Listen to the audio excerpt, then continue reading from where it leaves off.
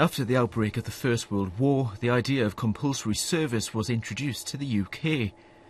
In 1916, men over the age of 18 could be called up to join the armed forces. It lasted for 3 years. At the beginning of the Second World War, the government called on the public again. A call to action, and this means you.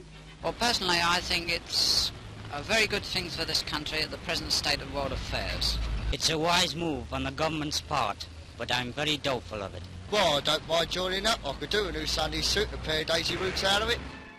Although war ended, national service was introduced in 1949. Men aged between 17 and 21 had to serve in one of the armed forces for 18 months. Some went willingly, others were reluctant. It lasted until 1963. Nearly 50 years later, the voluntary National Citizen Service was introduced, encouraging 16 and 17-year-olds to give up their weekends to help with community projects. Compulsory national service still exists in other countries like Austria, Turkey and Israel.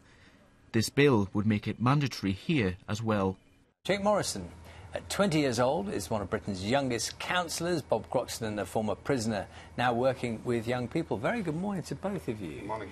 In a way, Jake, if I start with you, you're 20 years old, you're nearest of all of us here to the age group that would be affected. What's the problem with the idea? Well, I didn't realise it until yesterday that actually the MP who's put it forward, Mr Hollobone, wanted to be up until 26. So actually I would still, if this went through next year, would have to take a year out of either being a councillor or out of my studies, wanting to go to university to do national service. Now, my issue with it is we are criminals are being sentenced for community service for less than what we would be asking our young people to do for 12 months. We're moving them away from the city, away from their commitments, and we are tarnishing all young people with the same brush. And if we have this idea that after 12 months we're going to have all these rowdy young people, and in 12 months' time they're all going to want to participate in next year's Great British Bake Off, that's not going to be the process of those 12 months. Can you see anything positive about it? Do you not think that something could be, you as a 20-year-old, 22-year-old could learn something from spending a year working, you know, I don't know, in the care sector or something? Can you see the advantage? Well, when I was at school, I worked with young people with Asperger's, with autism. I worked with them for 2 years. That was my choice. It was because I was passionate about volunteering. It was because I was committed.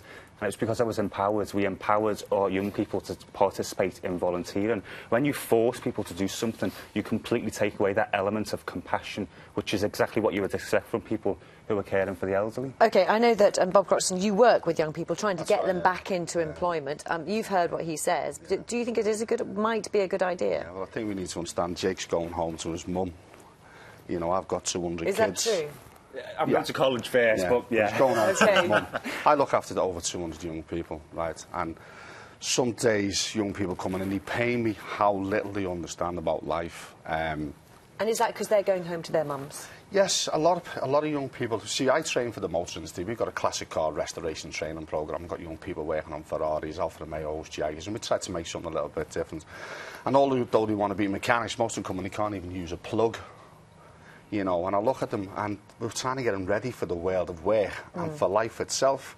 So I see a course like this where they could be given so many life skills, some kind of structure in the life, and prepare them for the rest of their lives. School doesn't prepare them for the rest of their lives, it educates them. The parents try their best to prepare them for life. Now, for a classic example, Grand Theft Auto the other day, half my pupils didn't turn up because they were all at home playing Grand Theft Auto. What's that saying to us about the world of work? Just on that issue, Jake, one of the dangers of this is that it plays into the idea this will sort out all the troublemakers.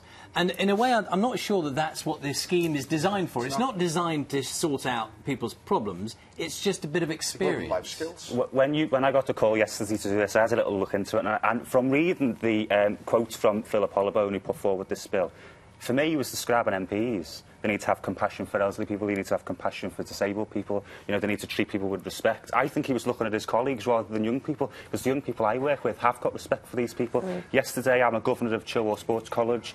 We spent time with 16 young people creating an anti-bullying film because they want to do that, because they want to make a difference. They asked me to do that. I've empowered them.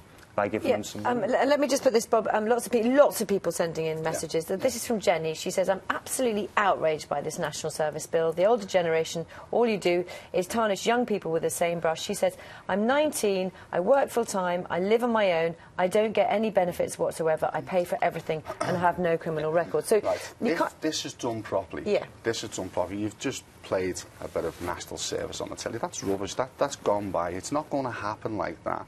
What I've been told is this is going to be more employment driven to cover across all sectors, right? Now, also, I'm hearing that if a young person is in a job and currently in work, then they don't have to do this. And I don't know if this is true or not. So if you've got people in work, well, that's fine.